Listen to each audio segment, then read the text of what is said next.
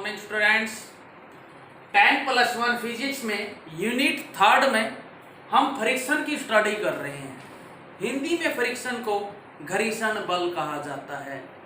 तो it is opposing force, ये विरोध करने वाला फोर्स है which comes into play when a body moves और tends to move on surface of other body. मैं बताना चाहूंगा नया टॉपिक है। जैसे ये है, कोई फ्रिक्शन नहीं है, जैसे ये बॉडी इसके ऊपर मूव करती है या मूव करने की कोशिश करती है, तब एक ओपोजिंग फोर्स काम करता है। उस ओपोजिंग फोर्स को फ्रिक्शन, विरोध करने वाला फोर्स है, वो काम करना कब शुरू करेगा? जब एक बॉडी दूसरी बॉडी पे मूव, या तो मूव चल रही होती है या टेंस, कोशिश करना मूव की दूसरी बॉडी के सरफेस पे, तो ऐसे फोर्स को फ्रिक्शन कहते हैं या फ्रिक्शनल फोर्स कहते हैं। यहाँ पे एक्चुअल कॉन्टैक्ट का होना जरूरी है। जब बॉडी एक्चुअल कॉन्टैक्ट में है तभी फ्रिक्शन लगता है। तो इसका क्या कारण है? ओल्ड व्यू, पुरानी विचारधारा या पुराना कारण क्या है? मेरी बात सुन के ये लिखना है आपको। A surface which appear smooth as see by naked eye, when see from microscope it appear irregular. ये बात का मतलब क्या है? नंगी आंखों से देख रहे हैं सरफेस प्लेन लग रहा है, लेकिन जैसे माइक्रोस्कोप वगैरह से देखा तो ये ऊपर खापड़ दिखाई दिया। A body interlock in this type of surface, एक बॉडी धस जाती है ऐसे सरफेस में, interlock in this type of surface, it is cause of friction. पुराना विचारधारा में फ्रिक्शन का कारण बताया, क्योंकि ऊपर जाने में दिक्कत नहीं आएगी, नीचे आगे ऊपर जाने में हर बार दिक्कत आ रही है, स्लो होता रहता है मोशन। लेकिन ये फेल हो गया क्योंकि इसके अंदर लिमिटेशन, कमियां हैं। पहला, यहां लग रहा है, फर्स्ट लिख लेंगे, मेरी बात सुन, larger the area larger is friction. Second point, if surface is smooth there is no friction. अब इनका मतलब सुन ले लिखने के बाद, एरिया ज्यादा है बॉडी का तो फ्रिक्शन ज्यादा होता है ऐसा लग रहा है, लेकिन एक्सपेरिमेंटली पाया गया फ्रिक्शन एरिया ऑफ कॉन्टैक्ट पे डिपेंड नहीं करता। दूसरी बात, यदि किसी तरह सरफेस को हमने प्लेन बना लिया, स्मूथ बना लिया, तो यहां कोई इरेगुलरिटी नहीं है, बॉडी इंटरलॉक नहीं होगी तो फ्रिक्शन नहीं होगा। लेकिन एक्सपेरिमेंटली पाया गया स्मूथ सरफेस में भी फ्रिक्शन होता है। तो ये दो लिमिटेशन थी, दोनों आप सुन के लिख लेंगे। फर्स्ट पॉइंट क्या था? Larger the area larger is friction, but experimentally it is found friction do not depend upon area. Second point, if surface is smooth, there is no friction, but experimentally it is found for smooth surface friction exists.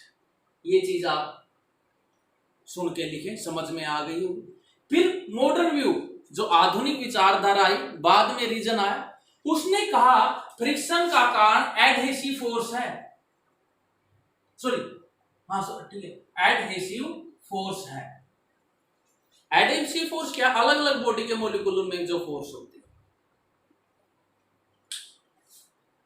जैसे हमें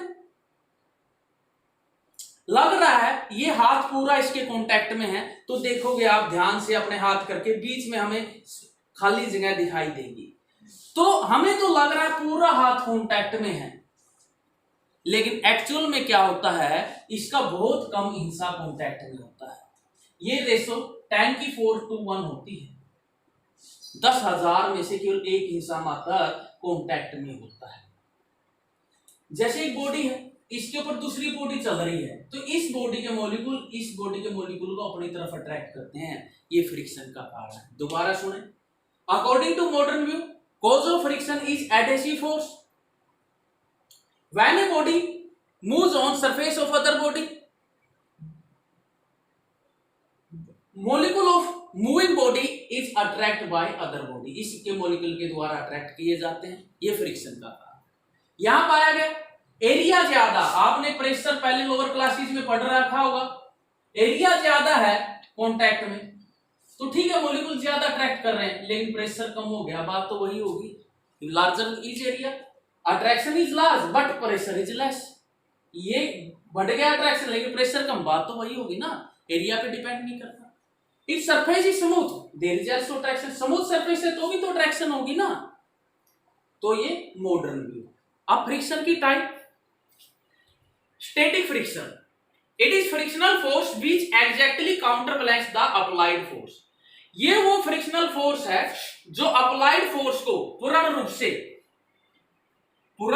क्षतिपूर्ति कर देता है applied force की। और कब लगता है? स्टेशनरी स्टेट में। समझने के लिए एक बॉडी है, मान लो इस साइड ज्यादा से ज्यादा ये बॉडी की आगे की स्टडी डिटेल होती रहेगी, अब 50 न्यूटन फोर्स लगा सकती है। हमने यहां 1 न्यूटन लगाया है, ये ज्यादा से ज्यादा 50 न्यूटन लगा सकती है उस साइड फोर्स, जिसको कम्युलेटिव फ्रिक्शन के रूप में कराएंगे। हमने 1 न्यूटन लगाया तो 50 में तो ये भी 1 न्यूटन लगा लेगी, तो 1 और 1 ऑपोजिट डायरेक्शन में होकर 0 हो गया ना। इसके प्रभाव, इसने इसके प्रभाव को 0 कर दिया। हमने 10 लगाया तो ये भी 10 लगा देंगे, 50 तक ऐसा ही करेगी ना।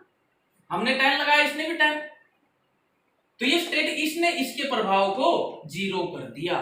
तो ये फ्रिक्शनल फोर्स है जो अप्लाइड फोर्स के इफेक्ट को 0 कर देता है, क्षतिपूर्ति कर देता है। कब लगता है? Stationery state. लिमिटिंग फ्रिक्शन, ये मैक्सिमम वैल्यू है स्टैटिक फ्रिक्शन की which comes into play when a body just going to move या slide on surface of other body। देखो जैसे हमने कहा ज्यादा 50, ज्यादा इसी को लिमिटिंग फ्रिक्शन बोलते हैं। हमने 43, 4, 5, 6, 90, 50 पे आ गए हम। अब 50 साइड हमने लगा दिया, धीरे धीरे बढ़ा रहे थे तो 50 से थोड़ा सा ज्यादा लगाते ही, ये तो ज्यादा 50 लगा सकती है ना, 50 से ज्यादा लगाते ही मोशन में आ जाएगी। तो ये मैक्सिमम वैल्यू है स्टैटिक फ्रिक्शन की, जो कब काम करती है? जब बॉडी चलने ही वाली है, एक्चुअल मोशन स्टार्ट नहीं हुआ है, स्टार्ट होने वाला है। इस आगे kinetic friction, it is frictional force which acts या कम्स इनटू प्ले कह सकते हैं when a body exactly move on other body या अदर सरफेस। जब बॉडी वास्तव में चल रही होती है दूसरे पे, तो जो फ्रिक्शन होता है काइनेटिक फ्रिक्शन होता है। 2 टाइप है इसकी, रोलिंग स्लाइडिंग। रोलिंग फ्रिक्शन में मूव की जगह रोल लिख देंगे, स्लाइडिंग फ्रिक्शन में मूव की जगह स्लाइड लिख देंगे। तो दोनों की स्टेटमेंट यहीं से होगी। लिमिटिंग फ्रिक्शन इन सब में सबसे ज्यादा है, स्लाइडिंग और रोलिंग में स्लाइडिंग फ्रिक्शन ज्यादा होता है। इसी कारण हम सिलेंडर वगैरह उसको रोल करके लेके जाते हैं, क्योंकि रोलिंग फ्रिक्शन कम है, हमें कम फोर्स लगाना पड़ता है। स्टैटिक और काइनेटिक फ्रिक्शन में स्टैटिक ज्यादा होता है। जैसे कोई गाड़ी है, बैलगाड़ी वगैरह, तो उसको स्टार्ट करने में ज्यादा फोर्स लगाना होता है, मोशन को कीप करने में कम लगाना होता है, क्योंकि कीप कर रहा है, मोशन को मेंटेन कर रहा है, वहां तो काइनेटिक फ्रिक्शन है कम।